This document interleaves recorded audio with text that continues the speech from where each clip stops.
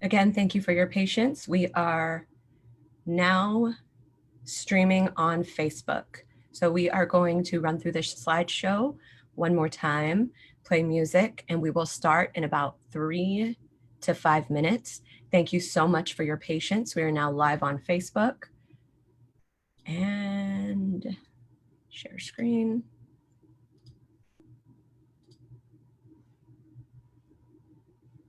Thank you for your patience, everyone.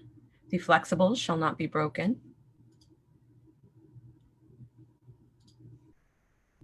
We will start in about 5 minutes.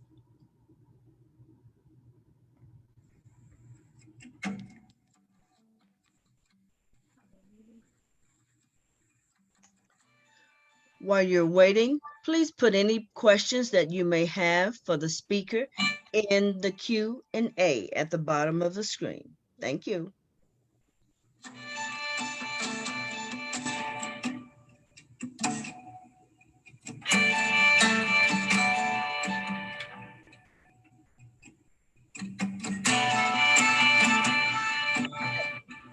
Go to Facebook and you can see the presentation. No, they're just. Pam, please put yourself on mute.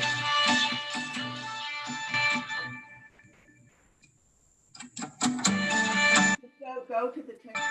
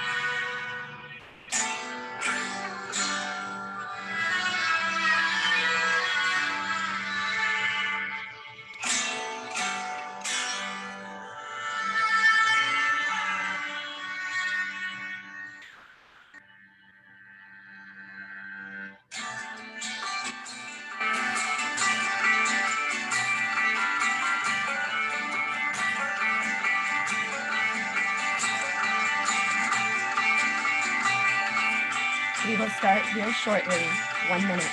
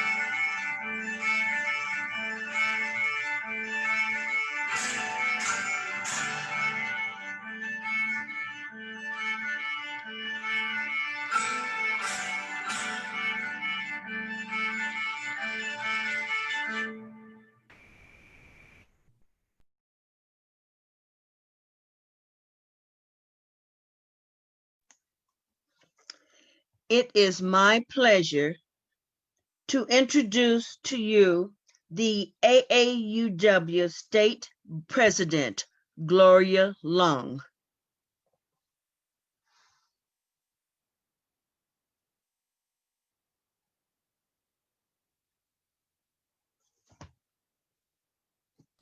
Technical difficulties, gremlins abound this morning.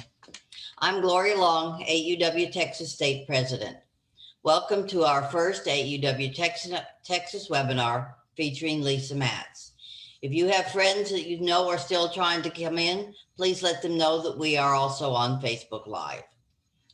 We are delighted to have you with us this morning. We will be recording Lisa's talk and will make it available later on the AUW Texas website. If you have questions for Lisa, please write them in the Q&A box at the bottom of your screen at any time during her talk. We will have time at the end for her to answer questions. As we are heading toward Election Day, I want to remind everyone to make a plan to vote. Nothing these days is done as it used to be, and how you used to do it might not be the best plan for this year. I encourage you to educate yourself on the candidates at all levels and any ballot issues in your area so that you can cast an informed ballot that will promote gender equity for women and girls. Please consider whether you are able to volunteer at the polls this year. The extra hours are going to require extra workers. This is paid work. Perhaps you have a child or a grandchild who could work, or you know someone who has lost a job or is working fewer hours during the pandemic. AUW Texas is proud to support the women's basketball team of Texas A&M University as they stand up for racial justice and equity. We invite you to send messages of support and encouragement to these young women as well. And if you haven't returned that census form, please do so now. As Harry Bosch says in the Michael Connelly books, everybody counts or nobody counts. It is now my pleasure to introduce Melodia Gutierrez, AUW Vice President of Programs, who will introduce Lisa. Thank you for joining us today.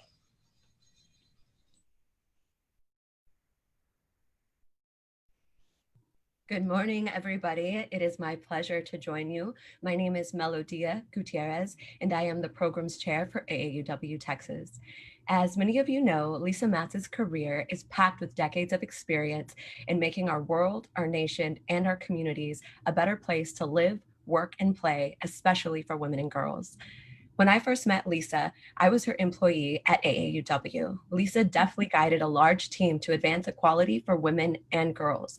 Lisa serves as a prominent figure on AAUW's senior leadership team and as a primary spokesperson for the organization. Lisa also led us as AAUW's top policy advisor, developed and directed public policy and grassroots advocacy to advance AAUW's priorities on a federal, state, and most local level. Lisa designed critical messaging for the organization, integrated policy strategies and messaging into organizational goals, including brand development, membership recruitment, retention, cutting-edge research, fundraising, stewardship, and corporate partnerships. To get to the point, Lisa is in the know. And it is a special treat to have her here to navigate us through a discussion of the great Justice Ruth Bader Ginsburg and the future of the Supreme Court of the United States. It is my distinct pleasure to welcome the goddess of government, the Sultan of Savvy, the powerhouse of politics, my former boss, and Lefty's mom, the inimitable Lisa Maatz.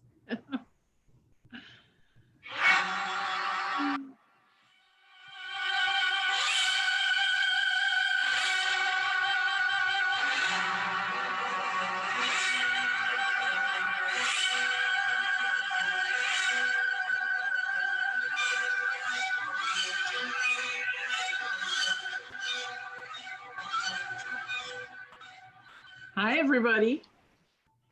Hello, everybody. I'm so glad to see you. I'm so glad to be with AUW Texas today. You can see Lefty has decided to join the meeting too, although perhaps in a little bit more relaxed state. But trust me, if he has questions, he'll pipe up. Thank you so much, Melodia, for that wonderful introduction. Probably one of my smarter moves was making sure you got on board with AUW. So I appreciate that. And I'm so thrilled to see everybody today. This is really an unheard of,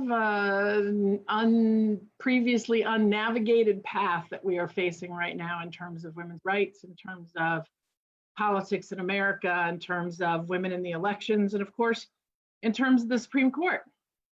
We had planned to do this at your state convention, and then of course, the coronavirus pandemic got in the way. Then we planned to do just a good Zoom workshop on women in advocacy and women in the election year and what's at stake. And then, unfortunately, the passing of our dear Ruth Bader Ginsburg really pushed a lot of other things off the agenda, which I know all of you can appreciate and understand. I wanted to say a few words about Ruth Bader Ginsburg before we got started. I did have an opportunity to meet her. She was, I have to say, now y'all got to remember, I'm a tall person. She was probably the tiniest human adult I've ever met in my life. She was the size of a hummingbird, but radiated this just fierce intellect at the same time that she was incredibly gentle and very reserved, almost painfully shy, until you put a mic in her hand and it was time for her to speak.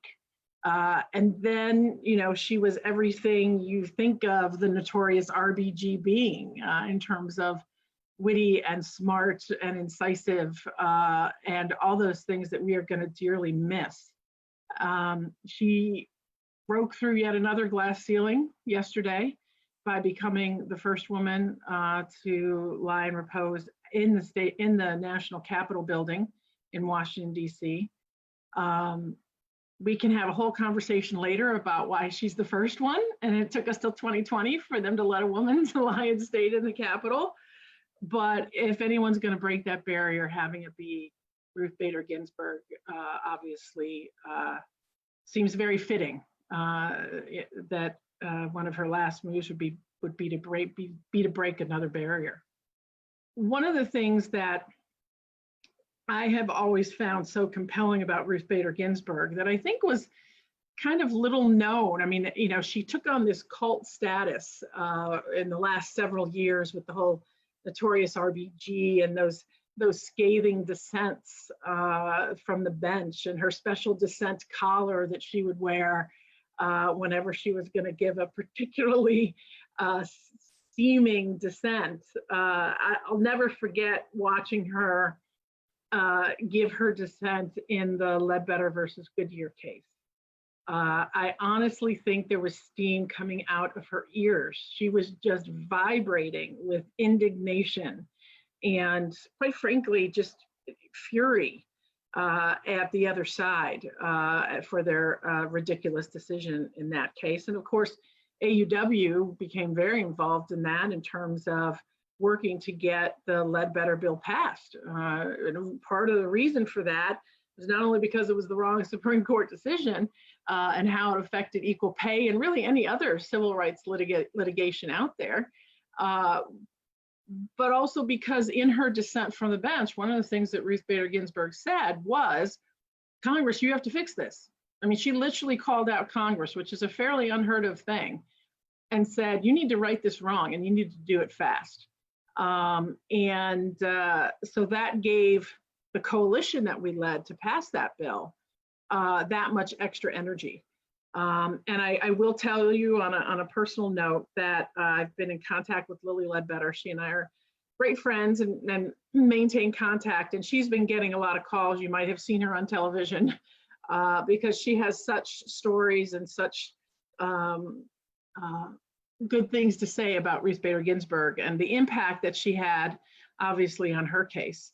And eventually we did obviously get that bill passed. It was the first law that then President Barack Obama signed January 26, 2009. that really, in some respects, started the whole RBG, notorious RBG mystique. You can get t-shirts, you can get earrings, and this is before her death. You can get rings and bracelets and hats, and she was our feminist superstar, in addition to being a legal icon. And one of the things, as I mentioned, that I think people don't always realize about her is her career prior to coming to the Supreme Court. I mean, yes, she was on the DC Circuit. She was a judge for a good long time. But where she really began to make her mark was at a coalition partners of AUW's at the ACLU.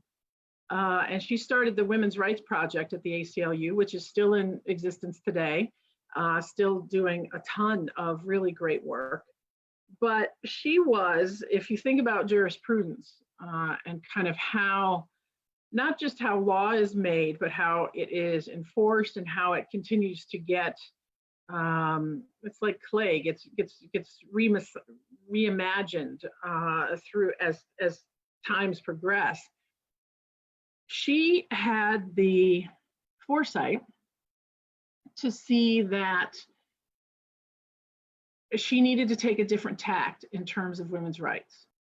And so some of the very first and most important cases that she took as the leading litigator, and remember, she argued tons of cases before the Supreme Court herself. One of the first tacks that she took as part of her grand plan was that she actually started taking cases on behalf of men, men who couldn't maybe get into jobs that were stereotypically women's jobs, men who weren't allowed some type of parental leave. And she was able to make male jurists understand it from these issues from a completely different point of view. Now, part of the reason why this is interesting is that any real change when it comes to law, as the law evolves, as new precedents are set, really come at the behest of roadmaps that are drawn up by the finest legal minds in the country. So if you think about back to, say, Brown versus Board of Education and segregation, that was a case that was 25 years in making, that Thurgood Marshall, as an attorney, massaged its way through the system, picking the right cases in the right jurisdictions with the right judges, trying to make sure that he had the best facts in the best courts that he could, the best venues he could get into, to try and push the law in that direction. And I will tell you that Ruth Bader Ginsburg did the same thing in terms of women's rights. She had a plan. There was nothing kind of random or simple about it. It was a plan that was orchestrated over years. And then she herself became someone, obviously, on the bench who was interpreting law and, oh, by the way, influencing how many countless clerks that came through her office, almost, I think, 200 at this point I've heard of. So she is an icon that will be missed, obviously, that will never be forgotten, that I think we're still going to be discovering things about her life and her purpose. And now, of course, are absolutely grappling with what was her last wish, right? Her last wish before she passed, that she shared with her granddaughter, was that she hoped that the next president would be whoever won the election in November, essentially, would be the one to fill her seat. And of course, we've seen that that isn't necessarily what's going to happen.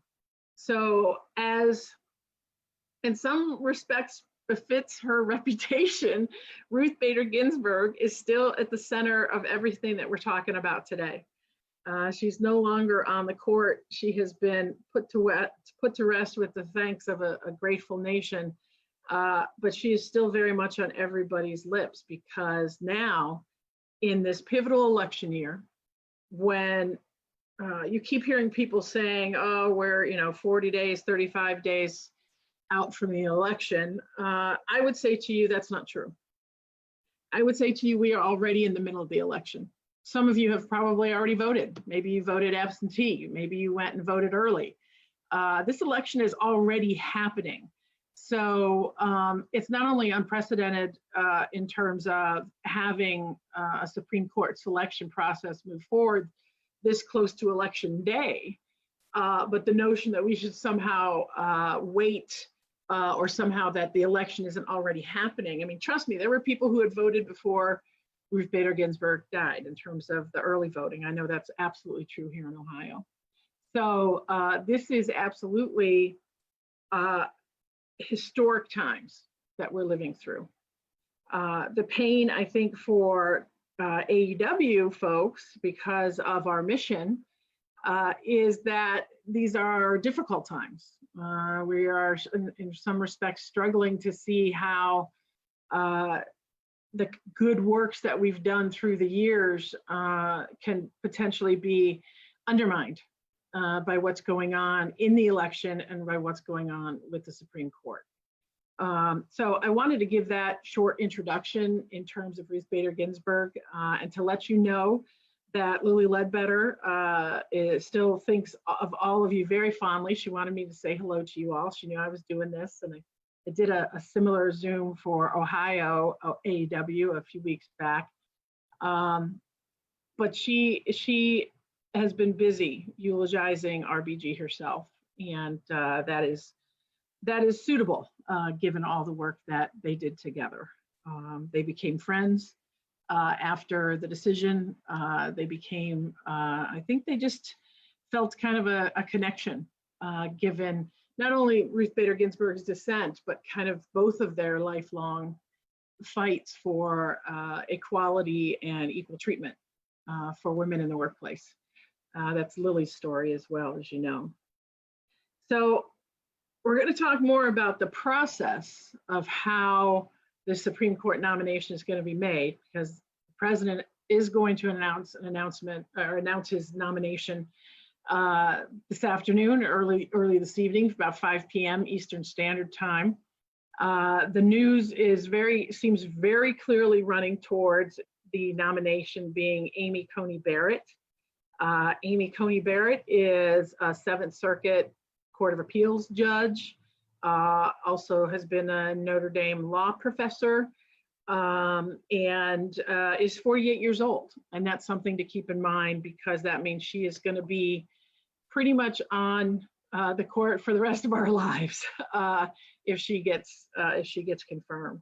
But before I get more into the process and more into Amy Coney Barrett, I want to make sure that I put the context around all this in terms of what's going on with the broader election, right? We know, obviously, that this is an election year. The RBG situation gives us a very clear sense about what's at stake in terms of the judiciary, in terms of that third branch of government. But there's a lot at stake elsewhere as well. Bear in mind, obviously, that everybody on the House side is up for re-election. The pundits are saying that it looks like the Dems are probably going to keep the House, but I would never take anything for granted. The Senate itself is up for grabs in terms of the seats that are vacant and or being defended. In 2018, it was the Dems who had more seats that were up for re-election. In other words, more seats to defend, more open seats, more vulnerable seats. This year, it's our Republican friends that have the tougher time, the tougher slate in terms of folks to defend. People like Cory Gardner in Colorado are struggling for their re-elections. We know that Susan Collins in Maine is struggling, and they really only need to get 3 or 4 seats, depending on who the party is that holds the White House, in order to switch power in the Senate. So there's been a lot of focus on that, even before Ruth Bader Ginsburg's passing, because part of what we're seeing with the split government right now, in terms of a Democratic House and Republican Senate, is that there is absolutely a logjam in terms of getting anything done. The real, I think, victims of that right now have been around more coronavirus, COVID-19 relief work. There's an awful lot of people that are on unemployment, having a hard time finding jobs, never mind the fact that more than 200,000 Americans have died in this pandemic. And the fact that the House and the Senate have not been able to come up with another stimulus package, another relief package before the election is huge. And of course, so there is always thought that if you can get both parties controlling both sides of Capitol Hill, that you will potentially get more done. I would always give you my caution, though, there are no choir boys in politics. And so at the end of the day, one party rule doesn't necessarily guarantee you lots of success on your issues, because within parties, as we well know, there are factions that will fight certain things. So it is a fascinating time to be interested in these issues, as all of us in AUW so very much are. We know how much government affects our day-to-day lives, how it's affected our rights through the years. I saw a great thing in some of the great things online about Ruth Bader Ginsburg. And I know particularly some of our AUW members will appreciate this. If you're a woman and you have your own checking account, if you can get credit in your own name, if you bought a house in your own name, these are things that without Ruth Bader Ginsburg would not have happened. So we know how much government and laws and jurisprudence impacts our daily lives. And this election is probably one for the ages. I think every time a presidential election comes up, we always hear the phrase about this is the most important election in a generation. This is the most important election you've ever been through. I feel like actually 2020 likely has been throughout for all the experience of my life is the most titular election that we will be going through. So, like I said, the House is looking pretty good. There is some worry about some of the blue seats that turned, that created Nancy Pelosi as a speaker for a second time. Those moderate seats where they're worried about some give and take, but it looks pretty good for Election Day on the House side. As I said, it's the Senate side where we're going to see some interesting things happening. Part of what we're seeing right now that's fueling a lot of the conversation, or certainly was before RBG's passing, was the Senate logjam. So a lot of the things that, a lot of the issues, the policies that the AAUW Public Policy Program stands for, those bills that we have long supported have been passed on the House side. For instance, just last week, for the first time ever, we passed the Pregnant Workers Fairness Act, which is a wonderful renewal of the Pregnancy Discrimination Act. Brings it up to date, has a lot more protections. This is huge. Passed it, by the way, with more than 300 votes, right? So this is absolutely a bipartisan issue. But it is stuck on the Senate side. It is not something that a leader McConnell is going to bring up ever. And so for some of these issues, one of the things that is animating a lot of work in the states that have very close Senate races is the issue of these kinds of laws. Paycheck Fairness Act obviously passed the House. It's just sitting in the Senate, not going to go anywhere. Paid sick days issues. Unfortunately, some good work in terms of education, student loans, things that we care about have been passed through the House and kind of stuck in the Senate. Now, as we move through the election and as the Senate kind of continues to, at least from our perspective, I think, be that barrier, be that logjam, it's animating very clearly Mr. McConnell's race himself, right? So the Republican leader on the Senate side, Mitch McConnell of Kentucky, is up for re-election and is in a pretty tight race. with a woman candidate who's a former fighter pilot, fairly well known in the state. I'm not holding out a whole bunch of hope that she's going to be able to beat him. In some respects, I think the Supreme Court issue and the fact that he was willing to go back on kind of the policy he had set when he held up Merrick Garland's nomination may actually help his particular election. There are going to be a lot of social conservatives in particular who are really happy with the action that he's taken. Many of us may see some a lack of consistency, shall we say, in the decisions, the way he's done this. But again, no choir boys in politics. The reality is that if he can stack the court with social conservatives, a confirmation of Amy Coney Barrett would give a solid 6-3 majority for years to come. So a huge issue moving forward. And even when you look at the makeup of the court, any future, I guess, retirements on the court are going to be probably from the liberal side. Maybe Clarence Thomas, but on the Republican side or on the conservative side. But the reality is that 6-3 new majority could hold through several new appointments, just as kind of certain folks are replaced with other folks who have similar leanings. So the Senate is up for grabs. We know that the House is probably going to be safe. One of the biggest issues too, and this is where, again, the courts become so important, is the election itself, the process of the election. This is going to be the most litigated election in history. It already is, and we haven't even actually had the final tally yet.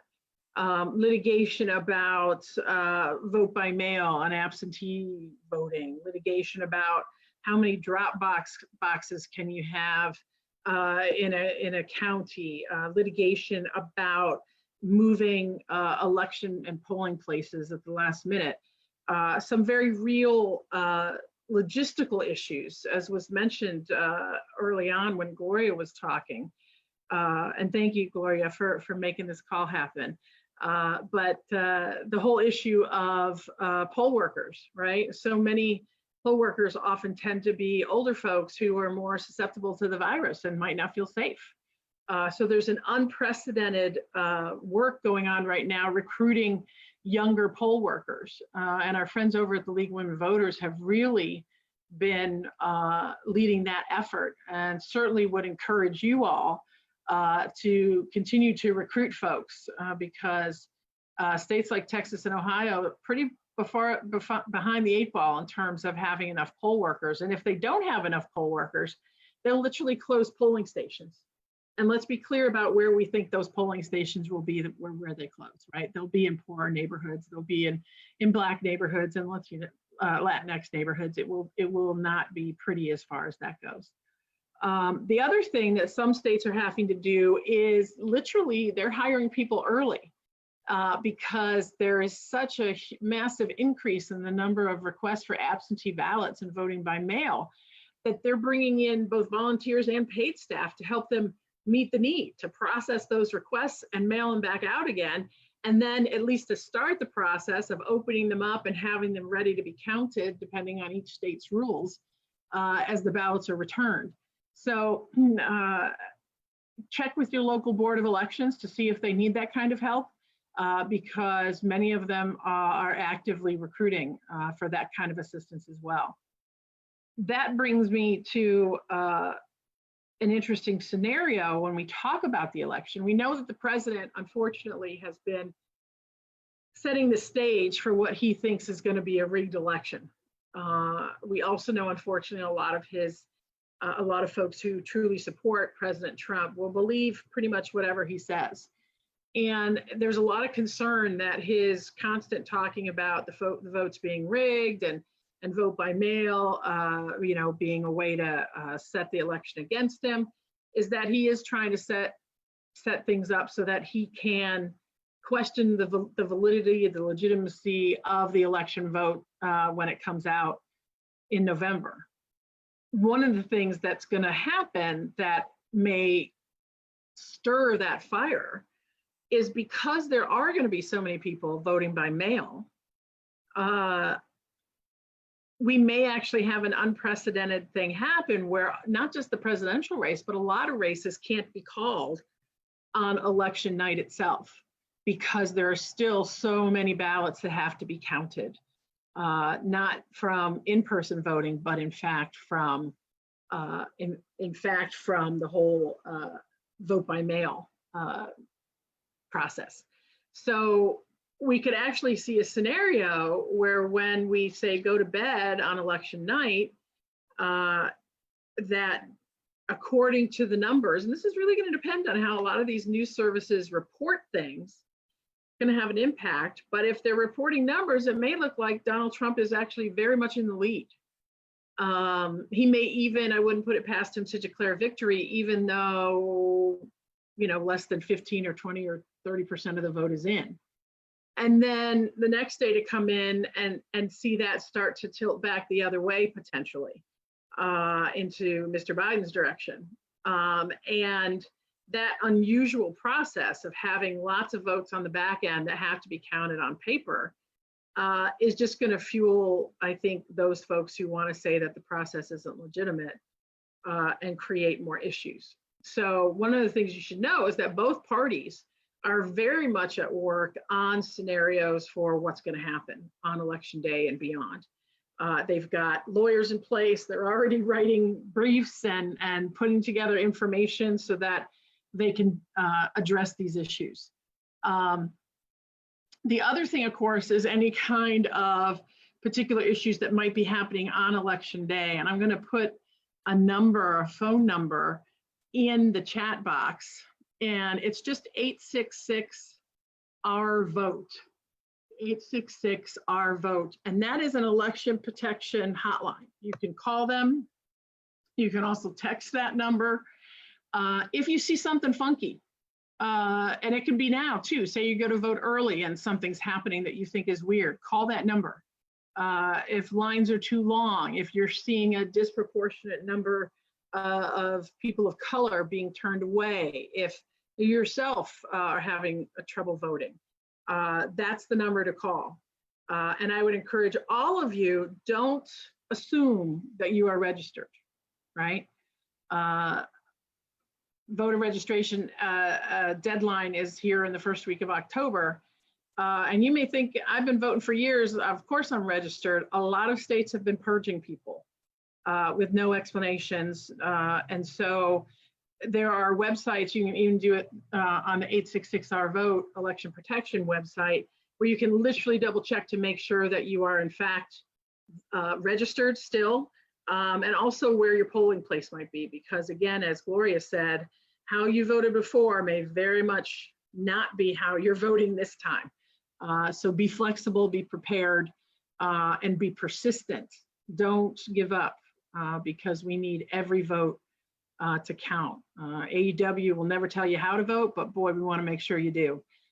So please make sure you get to the polls, and that you are absolutely obnoxious with your friends and family to make sure that they're all voting too.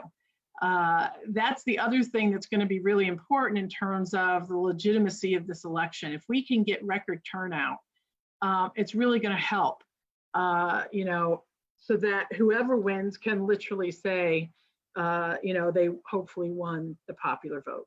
So that is kind of the crux of what I'm talking about in terms of what's at stake in terms of our issues. There's a record number of women running, record number of people of color running, record number of young people running.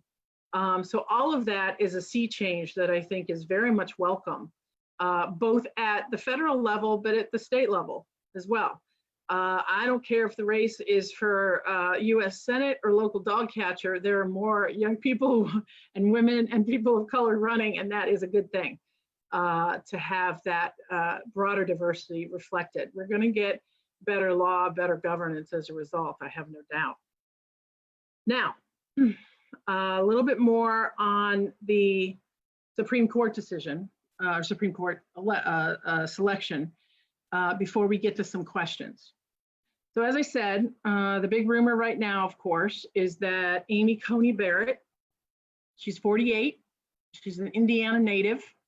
I mentioned before, she's been on the 7th Circuit Court of Appeals for the last 3 years. So she was confirmed, kind of not with a huge majority, but confirmed in 2017. She's a mother of 7, very well known for her personal religious views, her Catholic views. One of the things that I was fascinated to find out recently is that apparently she is part of a charismatic Catholic sect that was the inspiration for Margaret Atwood when she wrote The Handmaid's Tale. Now, I know that that itself is true. I don't know a lot more about this Catholic sect, this part of Catholicism that may be more conservative in terms of roles for women and men, more traditional as far as those things go. But that has definitely been making the rounds and has been fact-checked over and over again. This nominee, if they are confirmed, are going to have an immediate impact because the Supreme Court case arguments for the Affordable Care Act for Obamacare are scheduled, I want to say 9 days after the election.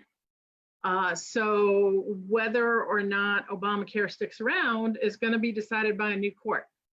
I suppose they could punt, given all the strife, given what might at that time still be happening or not happening with the election, right? Because there's every possibility that this Supreme Court's going to have to make a decision about some things with the election, that some of this litigation we're seeing is going to go straight to them. So it will be interesting to see if they still hold those particular arguments, but right now,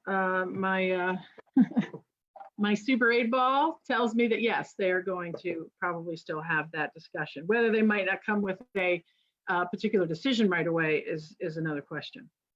So how's this process going to work? If indeed Amy Coney Barrett is confirmed, it will be one of the fastest confirmations in history, but not the fastest, right? So while traditionally they take anywhere between 65 and 75 days, they have also been much shorter. Ruth Bader Ginsburg's was much shorter. I want to say hers was about 30 days, 28 days, something like that. So there is some recent precedent for shorter confirmation periods. The time from when the president actually names the nominee, through the hearings, through the personal meetings, through the votes, and then actually seeing them on the bench. That's the length of time we're talking about. So there have been shorter periods. So that in and of itself isn't necessarily unprecedented, but it is more unusual for recent times. If you look at the past 20 years or so, it's been roughly 70 days or so. So obviously, we're already outside of that particular tradition. The other thing, of course, is having a nomination fight, a confirmation fight so close to an election. This is something that has not happened in a very long time. It is unprecedented, certainly in modern times. There is even talk in terms of shortening the argument further of not having Judiciary Committee hearings for the nominee. In other words, having personal meetings with the senators and then just going straight to the floor. Personally, I don't see that happening because I don't think Lindsey Graham, the chair of the Judiciary Committee, who's in a very tight race himself in South Carolina for his own Senate seat, I don't think he's going to give up the opportunity to further gin up his supporters, to further gin up his fundraising in an effort to defend his seat. So I suspect we will have hearings, but they may be shorter, so we'll see. We haven't had a nomination go straight to the floor since 1941. You can see by that date, there were some amazing circumstances in terms of the World War II going on then. So again, Not that our Republican friends aren't above doing unprecedented things, but I do think they'll probably stick with having the hearings. What are they going to talk about at the hearings? Well, of course, you know that you're going to hear a lot about Merrick Garland. His name is going to be mentioned over and over again because there are a lot of folks, certainly on the Democratic side of the aisle, certainly on amongst the independents, and quite frankly, amongst Republicans who are talking kind of quietly, but very uncomfortable with the inconsistency of holding Merrick Garland's nomination up for a year, essentially, and saying that the reason to hold it up was so that the American people could vote and put in the president who they wanted to fill that seat in office, but yet so close to this election, taking a completely different tact. You know, inconsistency, hypocrisy, not uncommon in politics. But I think for those of us who are worried about this, we feel this sting even more greatly maybe than we normally would. So you're going to certainly hear a lot of conversation about that, about the hypocrisy, about the concern. There's going to be a lot of conversation about Roe versus Wade. There's going to be a lot of conversation about guns and gun control. There's going to be a lot of conversation about the Affordable Care Act. There's going to be a lot of conversation about civil rights generally. Think about affirmative actions, segregation, desegregation, those kinds of things. There are, because Amy Coney Barrett has been on the bench on the First Circuit Court of Appeals for 3 years, there's already some proof of where she'd fall along the lines on these issues. And so she is very staunchly Second Amendment proponent, appears absolutely to be someone who believes that Roe was wrongly decided when it comes to reproductive rights and abortion care, is going to be very pro, say, voucher, religion in schools, those kinds of things, school voucher stuff that AUW has long dealt with. There are some concerns about where she'd be on Title IX. Because of some prior decisions that she has made. So unlike some other folks who were nominated and hadn't actually been judges yet, she's actually been a judge for 3 years on a fairly busy circuit court. So you're going to see some mentions of her record and decisions come up. So it's going to be legit in the sense of, well, it's not just about what your personal beliefs are, Judge Coney Barrett. It's also going to be about what your decisions have been, the dissents and the decisions that you've written. So that in and of itself, and you can bet, and I know this because I'm still on these calls, that coalition of groups is working very hard in terms of research to get the information. The Senate is going to be doing that as well on both sides of the aisle. This is going to be a battle royale. And there are a lot of hard feelings about how the Kavanaugh confirmation process went, particularly with Judiciary Chair Lindsey Graham. So it's not only going to be tempestuous because of the issues, it's going to be contentious because of some of the literal resentments between some of the senators on the panel and between the parties in particular. So I fear that the best of government is not going to be on display. And that is unfortunate because this is that important, as we all know. Now, how does it look in terms of Amy Coney Barrett getting confirmed?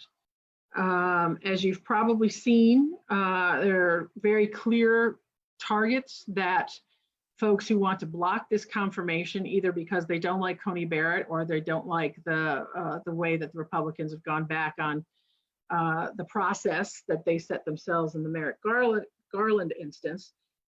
We've already seen Senator Collins, who is in the race of her life in Maine, come out and say that she would be against bringing up a confirmation process for anybody until the next president is elected. She's also recently said that she would vote no on whoever was brought up. So even though she said she didn't believe there's going to be a vote, if there is going to be a vote, she's going to vote no. That's a very important distinction, That's similar sentiments also been heard from Lisa Murkowski, the senator from Alaska. If you remember, those two plus John McCain were the ones who saved the Affordable Care Act a few years ago. So Collins and Murkowski are very much used to being in the limelight, in the hot seat on these issues. If the Democrats are to block this nomination, whoever it is, they need to get at least 4 Republicans, right? They need to get at least 4 Republicans, and they need to hold all Democrats. All reports right now say that the Dems are united. Some Dems that in the past have not always been party line have come out and said very clearly that they are sticking with the Dems on this. Folks like, say, Senator Manchin from West Virginia, who is a reliable swing vote for the Republicans, says he is not going to go along with this latest effort. So that's interesting. Mr. Romney, obviously, senator from Utah, former presidential candidate, has said that he supports having the vote. Now, what's interesting about that is that he didn't say he would vote for the nominee. What he said was that he supported having the vote. So many of us are disappointed that he even supports having the vote. But thus far, what he said is that he supports the process. He has very clearly not said anything about whether he would vote in favor of the nominee. So that's an interesting development as well. If Romney were to vote no on a particular nominee, obviously that gets them to 3 in terms of what the Democrats need to hold the vote. But bear in mind that while Mr. Romney is certainly no fan of Mr. Trump, was the only Republican who voted yes on one of the impeachment articles. At the same time, he is absolutely a reliable conservative. He is pro-life.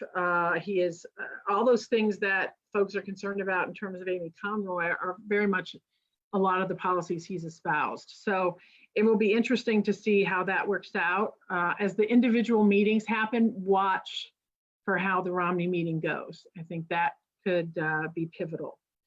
Other targets that the Dems have, certainly, as I said, Cory Gardner out in Colorado. They're looking at Senator Daines a little bit in Montana just because he's in the race of his life against a very popular former governor named Steve Bullock in Montana. Pretty much any senators that are in, or any Republican senators that are in really tight races are on that target. I'm going to be honest with you, I think it's going to be tough. Barring some really explosive stuff that could potentially happen in a confirmation hearing, I think that it's going to be tough. Now, that being said, that doesn't mean that there won't be litigation about the legitimacy of this confirmation process and this nominee, in fact, if they are confirmed. When it comes to a vote on the floor, it really truly might not end there. As I said, the legal machines on both sides of the aisle are really cranked up to deal with a lot of issues they think probably are going to come down the road. So let me stop there because I want to allow for questions. But as you can see, we have lots talked about, lots to discuss. I'm looking forward to your questions. We'll play Stump the Policy Director again, even though I'm not actually your policy director anymore. I'm doing well in Ohio, though, in my little cottage by Lake Erie, which is a great place to be. So, questions? First of all, those of you that are watching either on Facebook Live or on Zoom, if you want to continue to add your questions for Lisa, we can take those at this time. The first couple of questions, Lisa, relate to Coney Barrett's Catholicism. Mm-hmm. Both about, one person is asking about the fact that if she were to get onto the Supreme Court, she would be the 6th Catholic, and how does it or does it not reflect the diversity of belief in our country? And also the similar question about, she said she would not let her religion determine her rulings. Mm-hmm. Can you speak to that issue? Yeah.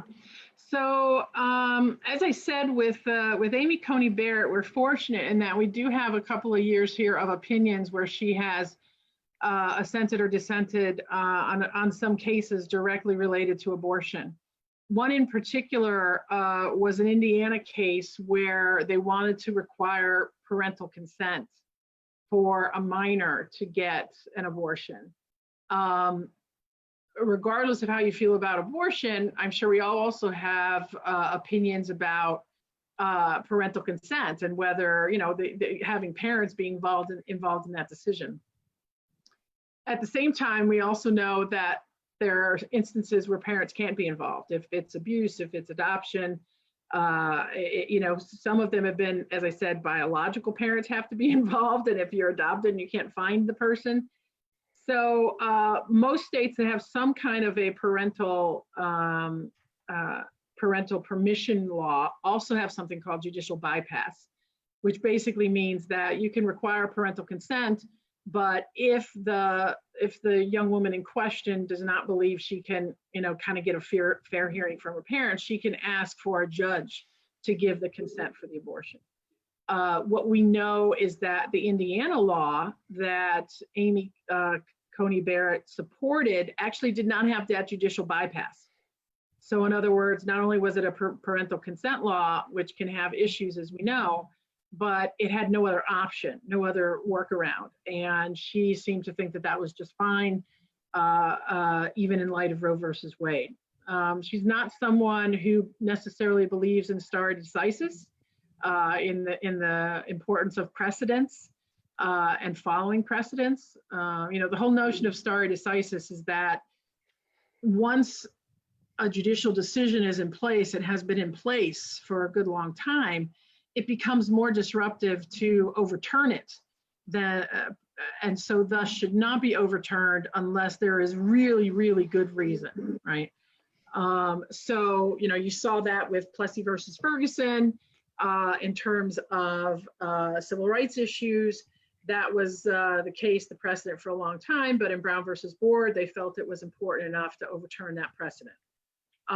She is one, based on the opinions that she's written, that I would say probably feel similarly, that Roe versus Wade is right for overturning. Now, I don't know necessarily, I mean, obviously that can be very much related to her Catholicism, but Joe Biden is a Catholic and he's pro-choice. So it isn't necessarily always the overriding or overruling issue. As for the diversity on the court, the fact that there would then be six Catholics and, you know, mostly white men. I mean, diversity on the court's never been our strong point. So in terms of reflecting the rest of society, I think that it's still going to be a situation where it's, you know, the majority is going to be white men plus Clarence Thomas. The other thing that I did want to mention about her judiciary hearing, of course, is watch for the fact that Kamala Harris, vice presidential candidate, is on the Judiciary Committee in the Senate and known for her rather sharp, incisive questioning. So there will be a lot of folks watching as she questions Amy Coney Barrett as well, in terms of just this mishmash of all these issues happening and colliding all at once around this nomination. Okay, next question. Our next question is kind of a disparate two-part question. All right. The first is, if the House and Senate were both controlled by the Democrats, could they introduce a Roe versus Wade type bill, and would this help or be wise? They certainly could. There have long been bills being introduced every Congress that would codify Roe versus Wade, actually put it into statute. So they certainly could, and they could pass it. That would certainly carry more weight and would support anything going through and give guidance to judges, anything going through the judicial system. That has always been something that's been tough to pass, though. And certainly, I'm sure if it were passed, would be challenged. and the Supreme Court would end up having to make a decision there. But normally they give deference to statute, right? Is this what congressional intent wanted? And if so, regardless potentially of their precedent, they're supposed to stick with the congressional intent. So it'll be interesting to see how that plays out. As I said, that definitely could happen. On the other thing to keep in mind is that if Roe is overturned at the federal level, it doesn't mean that all abortion care is outlawed. What it means is that it goes back to the states. So you'll have, a patchwork quilt of laws where states like, California and Oregon and New York will have abortion care available, and states, unfortunately, probably like Texas and Ohio, will not. So then it becomes a question of, yes, you can get an abortion, but you have to have the money to travel there. And all the concerns about, illegal abortions and women's health then come into play, particularly for those states that might not pass a Roe-like statute on the state level. Okay, the second part of that question is there anyone out there in the weeds that could potentially fill Ginsburg's shoes even a little bit? Oh, sure. Yeah, there is some amazing feminist jurisprudence out there. And the other thing that I will tell you is that there literally are groups that I always considered feminist law firms, right? National Women's Law Center, the National Partnership for Women and Families, the ACLU Women's Rights Projects. These they have been honing a cadre, a virtual army of feminist lawyers, both men and women, for decades. So there's definitely some great legal minds out there. And they are hard at work right now thinking about these things. Is there someone that I could point to right now to say this is the person of, kind of the RBG stature? I don't think that I could say that I can point to that person right now, but it's also a different time, right? In the sense of we do have a lot more bounty of women lawyers to choose from. We were fortunate that not only did Ruth Bader Ginsburg make it into law school, one of 3 at Harvard, and pass, but she also happened to be just freaking amazing, brilliant, smart, and directed herself and her intellect in the right direction. So yeah, I feel confident we have the smart minds out there. For part of that, I would point to what's going on with the Equal Rights Amendment, right? AAUW has long been in support of the Equal Rights Amendment, and always supported the 3-state strategy, which basically is to say that we feel like it was unfair that the original amendment had a time limit on it, because most of these other amendments didn't have time limits. There were amendments passing like after 100 years, after 200 years. When I was on Capitol Hill, we were like, wait a minute, you gave the girls 10 years. What's that about? So there are great legal minds working on that. That's why there is so much effort to get that last state, because right now we only need one more state to fulfill that 38.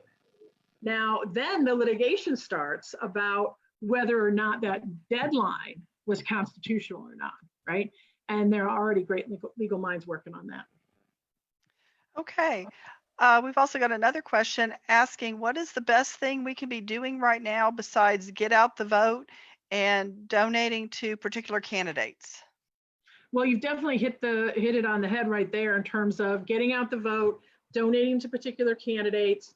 I would also suggest, and I hate to say, put more money donation requirements on you, but think about some of the groups that are going to be defending or dealing with some of these issues. So like the ACLU or Common Cause or People for the American Way, that's going to be doing a lot of this litigation is going to be important.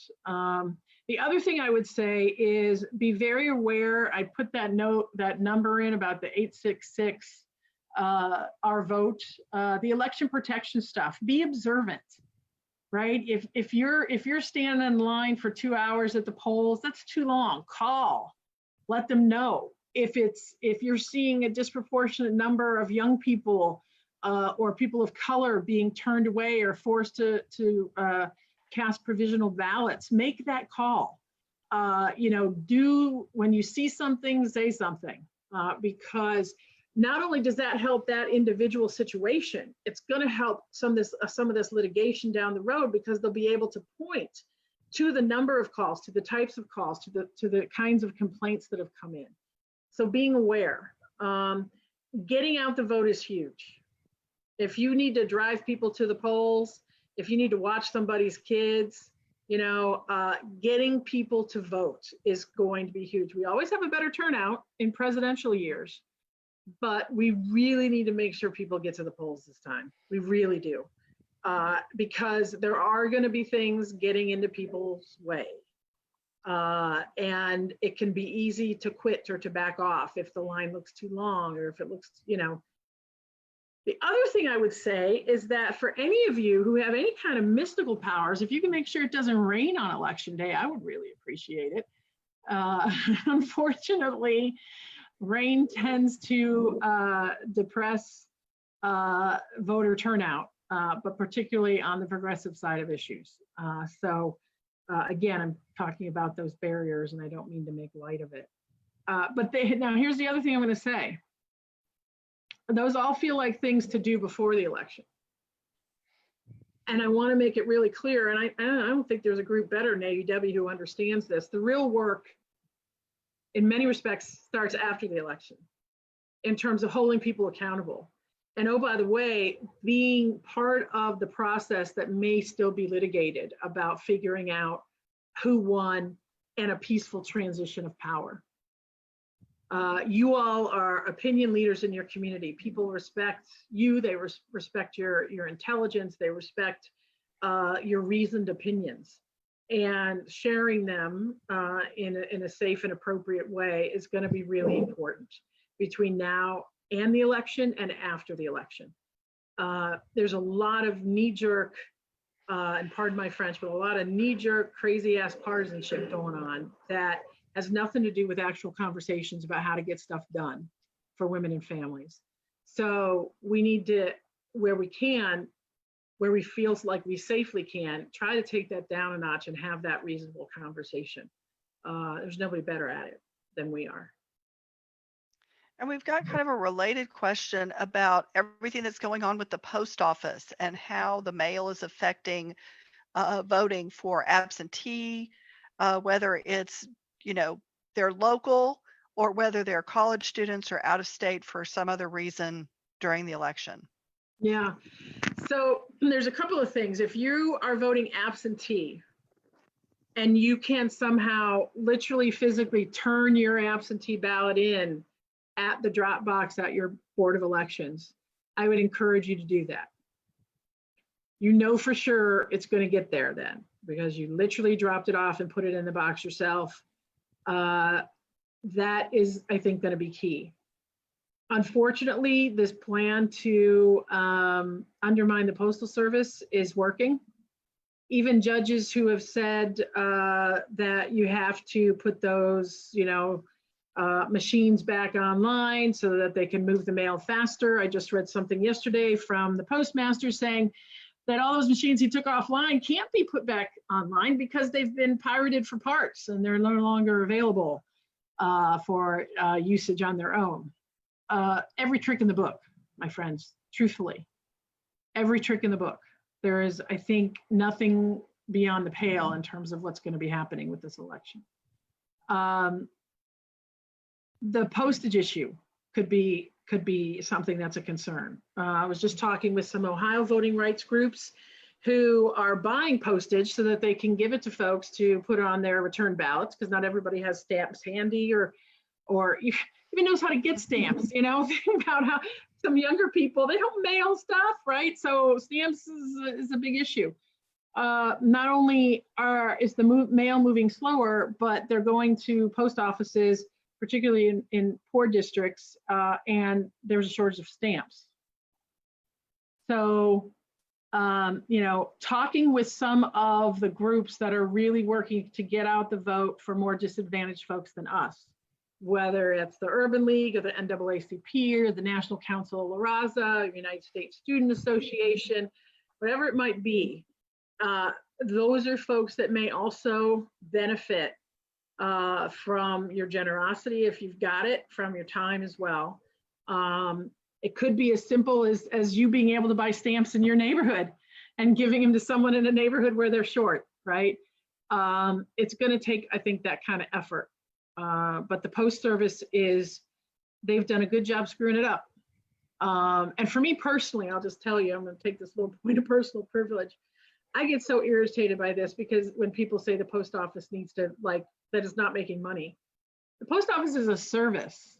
It's a federal service. Would I like it? Do I want it to be run efficiently? Would I like it to break even? Sure, those are lovely things. But there are also people living in the backwoods who have no other way of getting mail but through the U.S. Postal Service. And if everything were privatized, they would no longer get mail, or they would have to pay a huge amount of money for it. So the whole issue of the post office is something I take, personally, because to me, that's a service like the police, like the fire department, that is a service. And yes, run appropriately, run ethically, but is it always going to make money? Not necessarily, because it's a service. It's part of what we are entitled to as citizens. So yeah, paying attention to that, talking about that, all that's going to be important. We have one, excuse me, we have one last question that is really a question for someone here in Texas. And I'll do a little bit to answer it. It's asking about that we still don't have our absentee ballots. Does anyone know the target date? I know I'm in Travis County, and I know our county clerk has a website that you can log into. You can find out if your ballot request was received, and you can find out if it was mailed. But I don't know that there is a specific date statewide for those to be mailed out. I believe that's still a county by county decision. And one of the things I would really recommend at the branch level, things that you may be looking to do. I know sometimes you do candidate forums or voter registration, that kind of stuff. If you have a sister chapter from the League of Women Voters near you, check in with them, see what they're doing. The League of Women Voters, it's particularly hugely well organized about all these different things and what's going on and the barriers and the obstacles we face. So checking in, it might even behoove our state president in Texas to call the Texas League of Women Voters president and just see if there isn't more that you could be doing together. I know a lot of you actually are dual members anyway, so it's another reason why I bring that up. But think about that, because your power together, and just in terms of warm bodies, may be really important. Thank you, Lisa and Ann. We are so thrilled that you, Lisa, could be with us today. AUW Texas has made a $400 donation to your charity, the Ohio Citizen Action Education Fund, and we invite our listeners to show their appreciation by donating as well. The link is posted in the chat box. If this is your first AUW event, we invite you to learn more about our state organization at our state website and the national organization at auw.org. Our mission is to advance gender equity for women and girls through research, education, and advocacy. To join us, contact me at auwtx@gmail.com. AUW Texas has 30 local branches in cities all over the state, and an at-large membership for those who live in areas where there is no branch. Links to the websites and the state email are in the chat. Remember that you can listen to Lisa again and share her talk with your friends once the recording of today's webinar is posted on the AUW Texas website. Watch your AUW Texas news to learn when our next program will be, and thank you for joining us today. Have a good day. Wash your hands, wear your mask. Bye. Thank you, Lisa. Bye. Bye, Lefty.